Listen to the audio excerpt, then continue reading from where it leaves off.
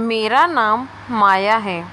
मेरा रंग रूप ऐसा था कि घर की चार दीवारों में भी सूरज की किरणों से रंग मेला हो जाता। भगवान की कृपा है कि मुझ पर किसी की गंदी नज़र नहीं पड़ी थी। जिस समय मैं इंटर कर रही थी, हम शहर में रहते थे। मैं अपना फेस कवर कर रही थी, कॉलेज ही जाती थी। वैसे तो मेरे घर में किसी बात की पाबंदी नहीं थी, मैं खुद ही अपनी मर्जी से ऐसा करती थी। मेरी दोस्त थी, अक्सर मेरे घर आ जाया करती थी और मैं भी उसके यहाँ जाया करती थी। मेरे माता पिता ने मुझसे ज़्यादा आज़ादी तो नहीं दी थी, लेकिन मेरे ऊपर ज़्यादा रोक टोक भी नहीं करते थे। हमारे यहाँ लड़कियाँ अकेले बाजार नहीं जाती थी। मेरे पिता जॉब करते थे और मेरी माँ घर में बच्चों को ट्यूशन पढ़ाया करती थी।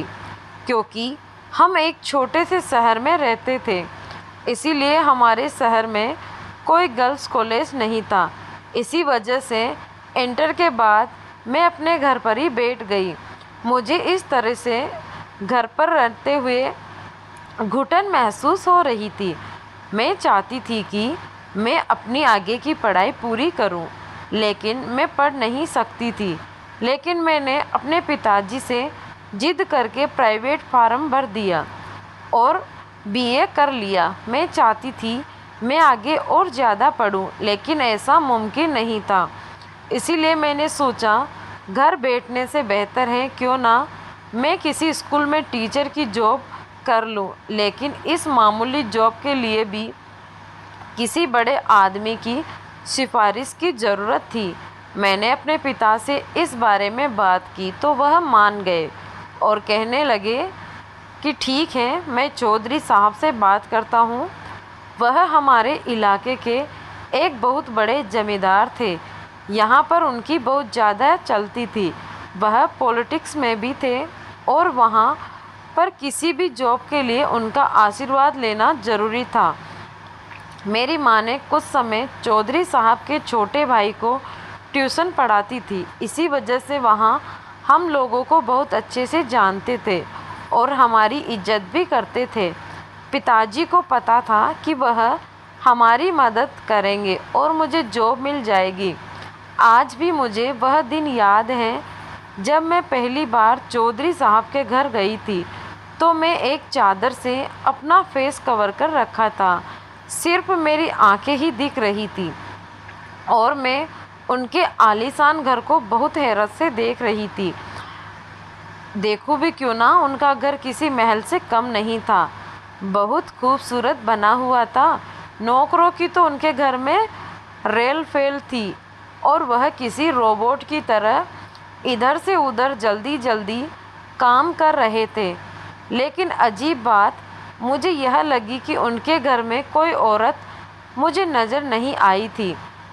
फिर उनके घर की एक नौकरानी ने हमें एक कमरे में बिठा दिया।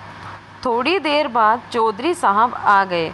उनको देखकर तो मैं हैरान रह गई, क्योंकि वह बहुत ज़्यादा हैंडसम दिख रहे थे। उनको देखने से ही पता चलता था कि इलाके में उनका कितना रोब होगा। उनकी पर्सनालिटी ही ऐसी थी। वह कोई ज़्यादा उम्र के आदमी नहीं थे, वह एक सेहतमंद आदमी थे।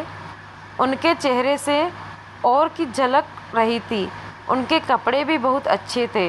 वैसे ही वह कमरे में आए, पूरा कमरा खुशबू से महक गया और यह खुशबू उनके अंदर से आ रही थी।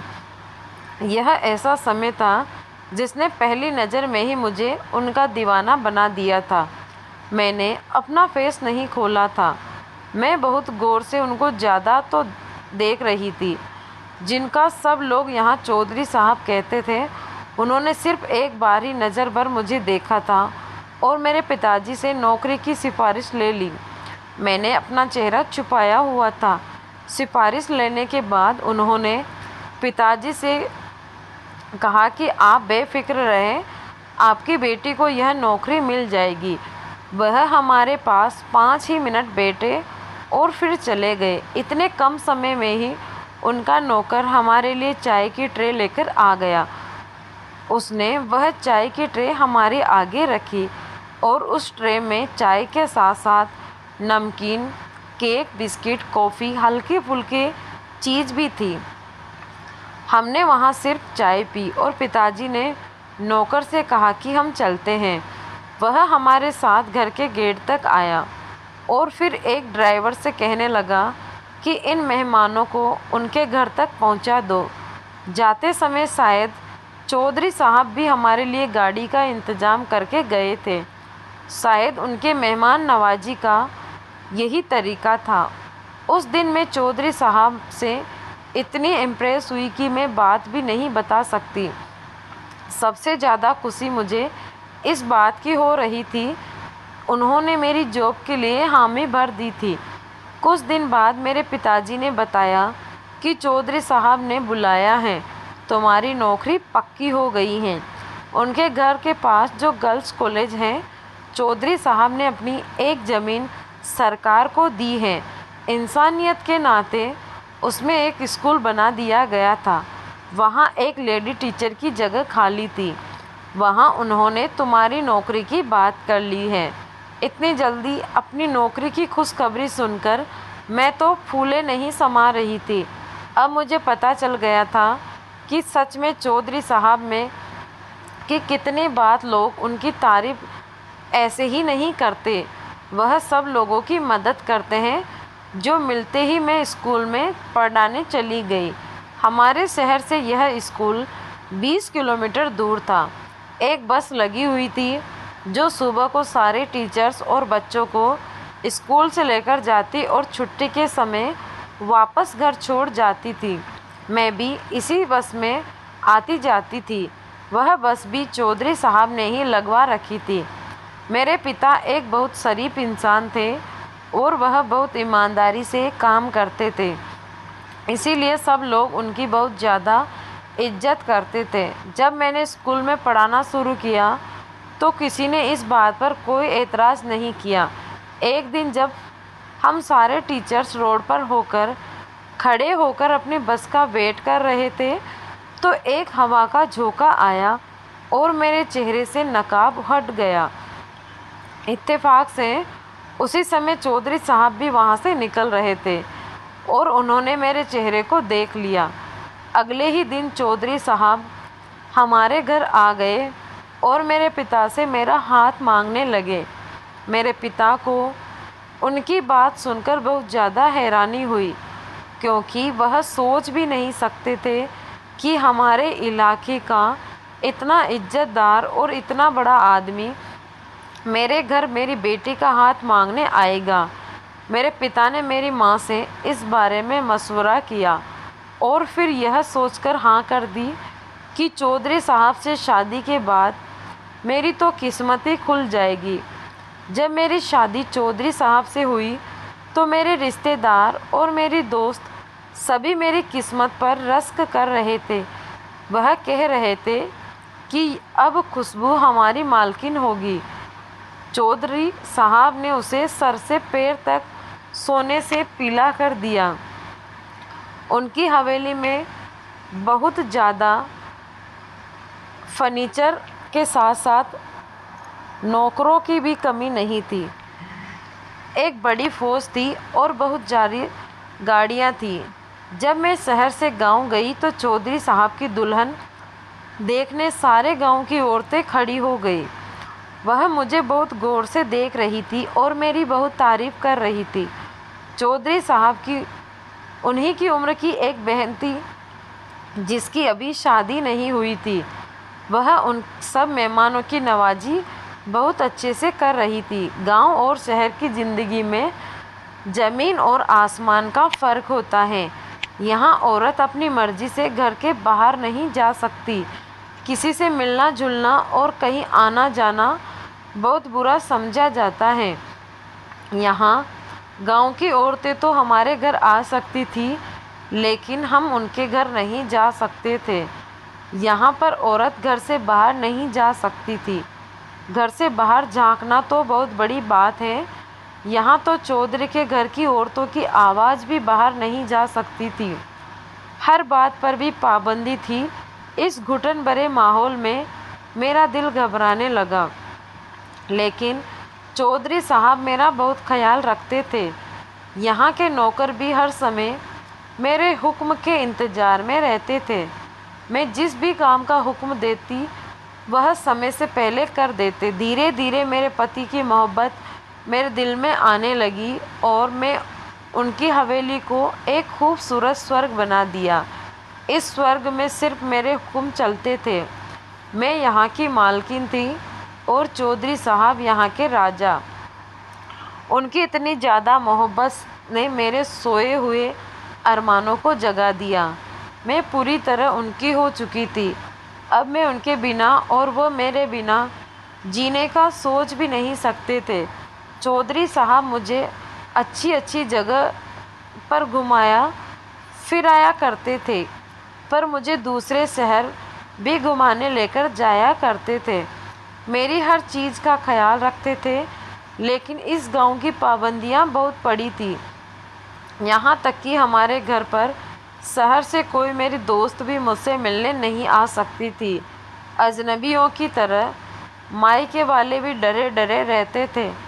बस थोड़ी देर के लिए ही मुझसे मिलने आते और जब मैं कहती कि मुझे अपने माता पिता से मिलना है तो 6 महीने बाद चौधरी साहब गाड़ी पर पर्दे लगवाकर गाड़ी खुद ड्राइव करके मुझे ले जाते हैं। मैं अपने माता पिता के घर कुछ ही देर बैठती और वापस आ जाती। जब मेरी छोटी बहन की शादी हुई तो मुझे मेरे माता पिता के घर सिर्फ एक दिन ही रहने की इजाज़त मिली थी। ऐसा लगता था जैसे मैं यहाँ कोई कैदी हूँ और जैसे ही मुझे मौका मिलेगा मैं यहाँ से भाग जाऊँगी। इन लोगों को शायद इसी बात का डर था। यहाँ मेरी ज़िंदगी पाबंदियों में ही रह गई थी, लेकिन मैं इस कारण सब कुछ सहन लिया। सिर्फ इस वजह से बर्दाश्त करती थी कि चौधरी साहब मुझसे बहुत ज़्यादा मोहब्बत करते थे और मैं भी उनसे बहुत ज़्यादा मोहब्बत करने लगी थी। अगर मुझे उनकी मोहब्बत का एहसास ना होता तो शायद 2-3 दिन में ही मैं उनके दिखावे से फरार हो जाती, क्योंकि एक दिन भी गुजारना यहाँ बहुत ज़्यादा मुश्किल था।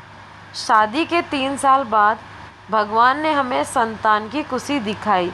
हमारे यहाँ एक बेटा और एक बेटी हुई और मैं अपने बच्चों की परवरिश में लग गई। कुछ साल बाद जब मेरी दूसरी बेटी हुई तो चौधरी साहब कुछ अलग ही रहने लगे और ज़्यादातर समय अब वह बाहर ही बिताने लगे। मैं यह सब कुछ नोटिस कर रही थी, लेकिन मैं खामोश रही क्योंकि अभी बच्चे छोटे थे। मैं हर समय में ही लगी रहती। धीरे धीरे मुझे ऐसा महसूस होने लगा कि मैं अकेली रह गई हूँ और एक नौकर और मालकिन का रिश्ता हम दोनों के बीच रह गया है। अब वह मुझसे इतने दूर हो गए थे कि मैं उनकी किसी बात में बोल भी नहीं सकती थी। वह खुद ही अपनी मर्जी के मालिक थे, जबकि मैं मजबूर थी कि मैं उनकी इस हरकत को समझ नहीं पा रही थी। मैंने एक नौकर से मिन्नतें की और उसके आगे हाथ जोड़े। तब उसने मेरे बच्चों पर तरस खाकर बता दिया कि चौधरी साहब शहर की एक कम उम्र लड़की के साथ इश्क लड़ा रहे हैं। उसको लेकर बाहर दूसरे शहर में जाते हैं और उसे बहुत ज़्यादा शॉपिंग कराते हैं और उस पर बहुत ज़्यादा पैसा खर्च करते हैं। कोई बात दिल को लग जाए तो फिर चैन कब आता है। एक दिन मैंने चौधरी साहब से पूछ लिया कि सुना है आप दूसरी शादी करने वाले हैं। उन्होंने जवाब दिया कि तुम अपनी जगह अपने घर पर हो और अपने बच्चे संभालती रहो। मेरी ज़िंदगी में दखल अंदाजी की कोई ज़रूरत नहीं है। मर्द घर के बाहर हज़ारों काम करता है। औरत को इस बात का हक नहीं है कि वह मर्द की बराबर की ज़िंदगी में दखल अंदाजी करे। अगर तुम्हें मेरी पत्नी बनकर यहीं इसी घर में रहना है तो आज के बाद इस बात को अपनी ज़ुबान पर मत लाना। यह कहकर वह चले गए और 5 दिन तक घर वापस नहीं लौटे। अब तो हद ही हो गई थी। वह दूसरी शादी की तैयारियां कर रहे थे और मैं उनसे कुछ कह भी नहीं सकती थी। मैं अपने कमरे में छुपकर रोती, लेकिन आखिर कब तक मैं ऐसे ही घुट घुट कर जीती रहती।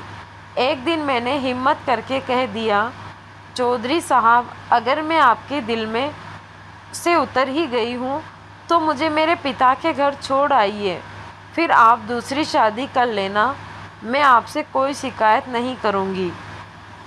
उन्होंने खामोशी से मेरी बात सुन ली, मगर मेरी बात का कोई जवाब नहीं दिया। कुछ दिन बाद वह मेरे सामने आए और मुझसे कहने लगे कि माया, तुम आजकल बहुत ज़्यादा उदास और परेशान रहती हो, चलो मैं कहीं घुमाकर ले आता हूँ, चलो गाड़ी पर शहर का चक्कर लगाकर आते हैं। उन्होंने काफ़ी दिन बाद घर से बाहर ले जाने का कहा तो मैं खुश हो गई। सोचा, इस घुटन भरी ज़िंदगी से थोड़ी देर के लिए तो छुटकारा मिलेगा। मैंने जल्दी से बच्चों को नहलाया और तैयार किया और फिर खुद भी जल्दी से तैयार हो गई और हम लोग शहर आ गए। जब मेरे पिता के घर के पास आए तो चौधरी साहब कहने लगे कि तुम्हें अपने माता पिता से मिले हुए बहुत दिन हो गए। गाड़ी उन्होंने मेरे घर के दरवाजे पर रोकी और कहने लगे कि तुम जाकर अपने माता पिता से मिल लो, तब तक मैं अपने बच्चों को पार्क में घुमाकर लाता हूँ। मैं उनकी चालाकी नहीं समझ पाई। अपने माता पिता से मिलने की खुशी में मैंने जल्दी से कार का दरवाज़ा खोला और अपने घर के अंदर चली गई। सुबह से दोपहर, दोपहर से शाम हो गई, लेकिन चौधरी साहब मुझे वापस लेने नहीं आए। मेरा सबसे बड़ा बेटा 5 साल का था और दोनों बेटियां उससे छोटी थी। मैं अपने बच्चों की याद में बहुत ज़्यादा तड़पने लगी और रो रो कर मैंने अपना बुरा हाल कर लिया। जैसे जैसे समय बीतता जा रहा था, मेरी हालत भी ख़राब होती जा रही थी। मेरे माता पिता मुझे तसल्ली देते, मुझसे कहते कि अभी बच्चे छोटे हैं, वह उन्हें लेकर कहाँ जाएगा, तुम देखना एक दिन वह खुद आकर तुम्हें लेकर जाएगा, तुम सब्र करो। लेकिन कोई माँ अपने बच्चों के लिए कैसे सब्र कर सकती हैं? वह एक पल भी अपने बच्चों से दूर कैसे रह सकती हैं? फिर एक दिन जब मेरे पिताजी गांव गए तो पता चला कि चौधरी साहब अपनी दूसरी शादी कर रहे हैं और मेरे पिता समझ गए थे कि उन्होंने मुझे घर से किस वजह से निकाला था, ताकि इसके रोने धोने से उनके रंग में भंग ना पड़ जाए। मेरे पिताजी ने मुझसे कुछ छुपाया भी नहीं और मुझे बता दिया सब कुछ कि चौधरी साहब तुमसे छुपकर दूसरी शादी कर रहे हैं और तुम्हारे बच्चे उसकी बहन के पास हैं। जब उसका अपनी नई शादी से दिल भर जाएगा, फिर वह तुम्हें आकर खुद ले जाएगा। अगर तुम चुप रहोगी तो तुम्हें अपने साथ ले जाएगा, और अगर तुमने उसको रोकने की कोशिश की तो वह जो चाहे फैसला करेगा। मैंने भी अपने दिल में ठान लिया था कि मैं खामोश नहीं रहूँगी, अपने हक के लिए ज़रूर लड़ूँगी, क्योंकि मैं इस गांव की घुटन भरी ज़िंदगी को उसकी मोहब्बत की वजह से ही बर्दाश्त कर रही थी।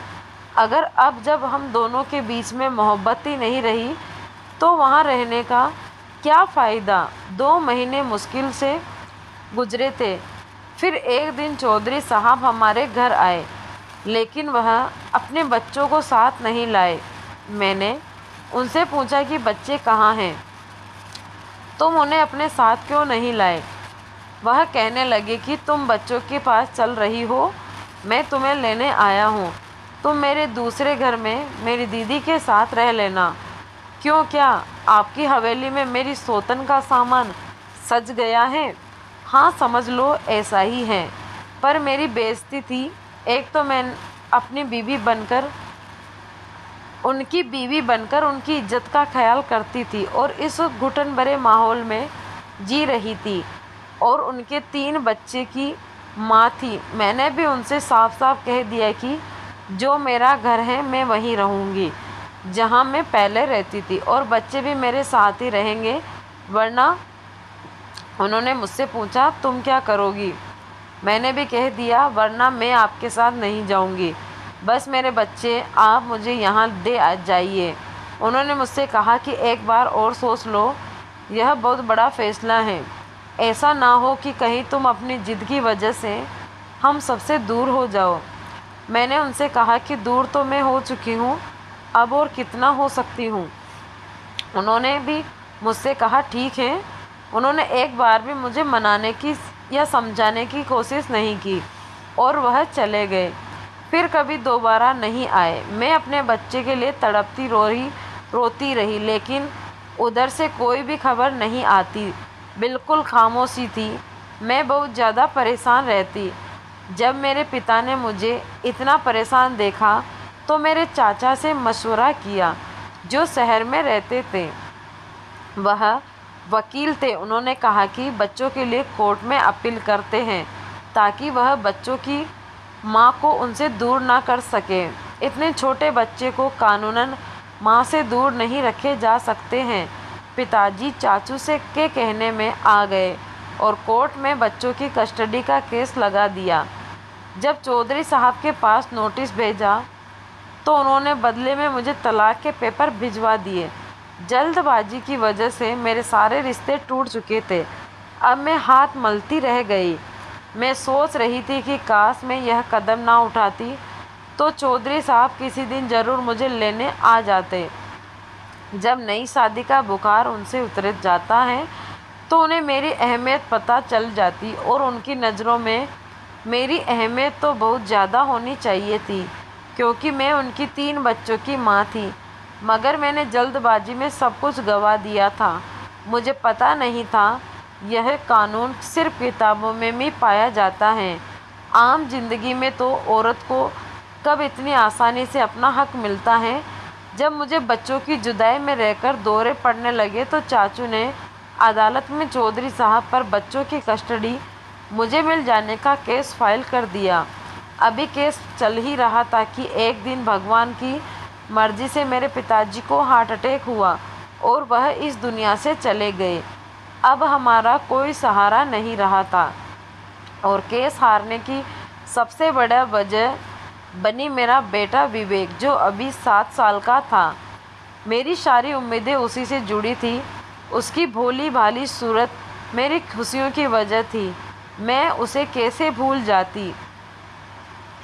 उस दिन मेरे ऊपर कयामत टूट पड़ी, जब अदालत ने फैसला किया कि चौधरी साहब अपने बेटे विवेक को रखने का ज़्यादा हकदार हैं। फैसले में वह वजह बताई गई कि विवेक की मां की जिम्मेदारी उठाने वाले उनके बाप का देहांत हो चुका है, और उनके घर में कोई दूसरा आदमी कमाने वाला नहीं है। उसकी मां भी डिवोर्स हो चुकी हैं, और वह कोई नौकरी भी नहीं कर सकती, जबकि बच्चों का बाप एक खुशहाल जमींदार है, और इज्जतदार और अमीर आदमी है। समाज में उसकी इज्जत है। वह अपने बेटे की परवरिश बहुत अच्छे से कर सकता है। इसके अलावा वह अपनी हैसियत की वजह से उसको पढ़ाई लिखाई भी अच्छी जगह करवा सकता है। वह बाप के पास बेटे का फ्यूचर अच्छा रहेगा, और उनकी माँ को बच्चों के गरीबी के अलावा और कुछ नहीं दे सकती। अगर बच्चे चाहे तो कुछ दिनों के लिए अपने माँ के पास रह सकती हैं। इस समय में उनका बाप को ज़्यादा खर्चा देना पड़ेगा। मुझे अपने बेटे विवेक की जुदाई बर्दाश्त नहीं थी। मैंने अपने चाचा से कहा कि जब जुदाई मेरे पास नहीं आ जाता विवेक, मैं बच्चियों को नहीं लूँगी। आप कुछ करें, मुझे विवेक चाहिए। अभी फैसले की सिर्फ कॉफ़ी ही मिली थी। जज साहब ने अपना आखिरी फैसला नहीं सुनाया था। एक दिन चौधरी साहब की गाड़ी हमारे दरवाजे पर आकर रुकी, और वह गाड़ी में बैठे रहे, जबकि उनकी एक नौकरानी मेरे दोनों बेटियों को घर के अंदर लेकर आई और कहने लगी कि मालकिन, आपकी बच्चियां को मैं आपको देने आई हूँ। मैंने पूछा, चौधरी साहब? वह कहने लगी, वह गाड़ी में बैठे हैं और विवेक। मेरे इस सवाल का जवाब उस नौकरानी ने कोई जवाब नहीं दिया। फिर मैं रोने लगी और उसके कंधे हिलाकर बोली कि बताओ वह कहाँ हैं, मुझे क्यों नहीं लाए? जबकि अदालत के फैसले के अनुसार वह मेरे बेटे को मुझसे मिलवाने ला सकते थे। मुझे रोता हुआ देखकर वह नौकरानी भी रोने लगी। उसने कहा कि तुम्हारा बेटा विवेक अब इस दुनिया में नहीं है। चौधरी साहब और उनकी बहन का उनकी जायदाद को लेकर झगड़ा हो रहा था। बहन अपने हिस्से वाली विरासत अपने छोटे भाई के नाम लिखवाना चाहती थी, लेकिन चौधरी साहब ये बंटवारा नहीं करना चाहते थे। इसी झगड़े की वजह से वह बच्चों को उनकी बुआ के घर से ले आए और सौतेली माँ के पास रख दिया, लेकिन उनकी सौतेली माँ ने उनका ख्याल नहीं रखा। एक दिन विवेक को बहुत ज़्यादा बुखार था और छोटी मैडम ने उन्हें बुखार में नहला दिया। कहने लगी कि बुखार में नहाने से बुखार उतर जाता है, लेकिन उधर उस बुखार को क्या उतरना था, वह तो ज़्यादा से ज़्यादा तेज होता ही गया। सर्दी की इस मासूम को निमोनिया हो गया। यह कहकर वह बहुत रोने लगी और मैं बेहोश होकर गिर पड़ी। मेरी तो जैसे दुनिया ही उजड़ गई थी। मेरी माँ ने उस नौकरानी को बाहर गाड़ी तक पहुँचाया। चौधरी साहब दोनों बेटियों को हमारे पास छोड़कर चले गए थे। उसके बाद वह हमारे दरवाजे पर कभी नहीं आए, लेकिन उनकी बहन हर महीने ज़रूर हमारे घर आती थी हमसे मिलने के लिए। उन्हें मेरी बच्चियों से बहुत ज़्यादा मोहब्बत थी। इन्हीं की बहन से मुझे पता चला कि चौधरी साहब की दूसरी पत्नी के तौर तरीके अच्छे नहीं थे। वह ख़ानदानी पतियों की तरह नहीं थी। उसके अंदर बिल्कुल भी सब्र नहीं था। वह हमारे घर के रीति रिवाज को नहीं मानती थी। मेरे बच्चों के साथ उसका बर्ताव भी अच्छा नहीं था। उनका बिल्कुल भी ख्याल नहीं रखती थी।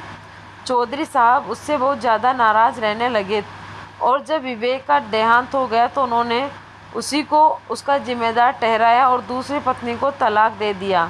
उन्हें पछतावा था कि उन्होंने जो कुछ भी तुम्हारे साथ किया है, तो मैं घर से निकाला और बच्चों को तुमसे दूर कर दिया। शायद यह सब इस वजह से हुआ है। मैं बदनसीब अपने भगवान से पूछती थी कि आखिर मेरा क्या कसूर था। मैं अपने बेटे को आखिरी बार भी नहीं देख सकी। इस सब के साथ 1 साल ही बीत गया। चौधरी साहब ने तीसरी शादी कर ली। यह औरत उन्हीं के ख़ानदान की थी। उनके किसी रिश्तेदार की कोई रिश्तेदार थी। लोग उसकी बहुत तारीफ़ करते थे, कहते थे कि चौधरी साहब की तीसरी पत्नी असल में वह औरत है जो उनके लिए बनी हैंडसम औरत है। मुंह में तो जवाब भी नहीं था। उनका दिल बहुत ही अच्छा है और वह सबसे बहुत ज़्यादा अच्छे से मिलती जुलती हैं। भगवान ऐसी पत्नी हर ज़रूरतमंद आदमी को दे। बच्चियां 13 साल की उम्र तक मेरे पास रही, फिर चौधरी साहब उनको ले गए। क्योंकि यह कानून बस इतनी उम्र तक ही मेरे साथ रह सकती थी। मैंने भी कोई जिद नहीं की। मेरी माँ ने मुझे बताया समझाया कि ताकि बेटियां बाप के पास ही सही रहती हैं। ज़माना ख़राब है। जवान लड़कियों को पढ़ाना लिखना ना कोई और शादियां भी एक तलाकशुदा लोगों के बस की बात नहीं है और हमारे घर कोई मर्द भी कमाने वाला नहीं है, तो अच्छे घराने में उनकी शादियां कैसे कर पाऊंगी।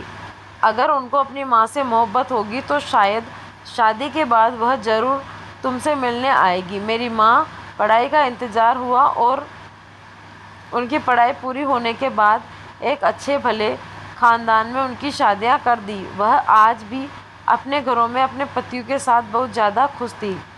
आज उनके पास बच्चे हैं। उनके पतियों की भी समाज में इज्जत है और एक बहुत बड़ा मुकाम है। वह कभी कभी मुझसे मिलने आती हैं और मुझे भी अपने घर पर ले जाती। मेरी बच्चियों को उनके बाप के पास चले जाने के बाद मेरे चाचा मुझे और माँ को अपने घर ले गए। उन्होंने मेरी दूसरी शादी के लिए जतन किए, लेकिन मैं इनकार कर दिया क्योंकि दूसरी शादी अगर मैंने कर ली तो मैं अपनी बेटियों को नहीं खोना चाहती। दूसरी शादी करके मैं अपनी बच्चियों से दूर नहीं होना चाहती। अगर मैं दूसरी शादी कर लेती तो मेरी बेटियां मुझसे रिश्ता ख़त्म कर देती। वह मुझसे मिलने तो तड़पती रहती हैं और अपने पति उसने मुझे मिलाने नहीं लेने देते और ना ही मुझे अपने घर आने की इजाज़त होती। मैं अपनी बेटियों से रिश्ता रखने के खातिर अपनी ज़िंदगी कुर्बान दे दी। वह और मुझे इस कुर्बानी पर कोई दुख नहीं था। मेरे मन में देहांत के बाद मेरी बेटियां ने बहुत अकेला नहीं छोड़ा मुझे अपने घर ले गई। मेरी दोनों बेटियों के पति बहुत अच्छे थे और मेरी बहुत इज्जत करते थे। दोनों की शादी एक ही घर में हुई थी। वह देवरानी जेठानी के रिश्ते में बंधी हुई थी। उनके ससुराल वाले भी मेरी बहुत इज्जत करते थे और उनकी पत्नी का भी देहांत हो चुका था, इसीलिए उसके ससुर जी भी मेरी बहुत इज्जत करते थे। मुझे अपनी बेटियों के पास आए हुए कुछ ही दिन हुए थे और मैंने उनके घर के माहौल में बहुत अच्छे से ढल चुकी थी। मेरे दोनों दामाद बहुत अच्छे थे। उन्होंने मुझे अपनी माँ का दर्जा दिया और हम सब उन्हीं के घर में एक साथ हंसी खुशी रहने लगे। मेरी बेटियों ने और दामाद ने सारा कर दिया कि इस आखिरी मोड़ पर हम लोग मेरे साथ खड़े थे। मैं भगवान का शुक्रिया अदा करती हूँ कि आज मेरी बेटियाँ मेरी आंखों के सामने हैं और बहुत खुश खबर है। भगवान ने मुझे उसका फल भी इसी तरह दिया। चौधरी साहब का घर यहाँ से कुछ ही दूर पर था, मगर बहुत कम समय ही बेटियों से मिलने आते थे। जब कभी वह अपनी बेटियों से मिलने आते तो बेटियों से मिलकर चले जाते और मैं भी अपने कमरे में चली जाती। मैं भी उनके सामने नहीं आती थी। मैं नहीं चाहती थी कि मेरा और उनका सामना हो। उम्र के इस आखिरी हिस्से में भगवान ने मुझे अपनी इतनी इज्जत खुशियाँ दे दी थी कि इस वजह से मैं हर समय भगवान के आगे हाथ जोड़ती रहती और उनका शुक्रिया अदा करती रहती थी। दोस्तों, उम्मीद करती हूँ आपको हमारी कहानी पसंद आई होगी। अगर आपको हमारी कहानी पसंद आई है तो आप वीडियो को ज़रूर लाइक शेयर करें। आप हमारे साथ पहली बार जुड़े हैं तो आप चैनल को ज़रूर सब्सक्राइब करें। दोस्तों, धन्यवाद।